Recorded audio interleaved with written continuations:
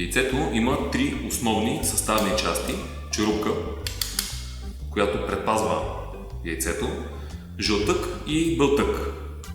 От вътрешната страна на черупката има две мембрани, които в долния край на яйцето образуват въздушният мехур, въздушната камера.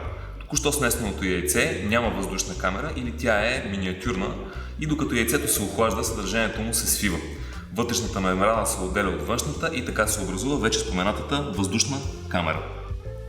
Тъй като черупката на яйцето, както се разбрахме и миналия път, е пореста, има между 100 и 150 пори на квадратен сантиметър и белтъкът съдържа между 85 и 90% вода, след като яйцето бъде снесено, автоматично започва да отделя влага и въглероден диоксид. И тъй като природата не търпи празни пространства, на мястото на тази влага и въглероден диоксид мигновено се нанася въздух и въздушният мехур се увеличава.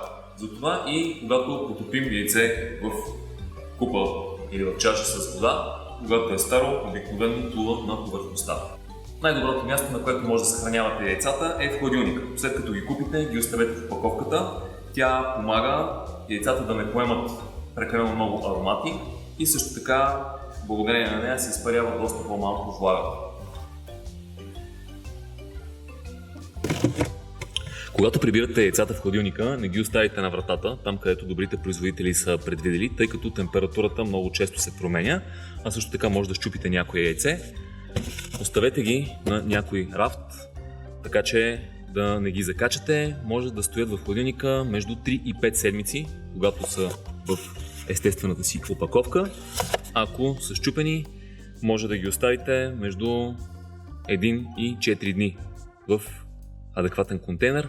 Аз ви оставям, следващия път може да започнем и да готвим. До нови срещи!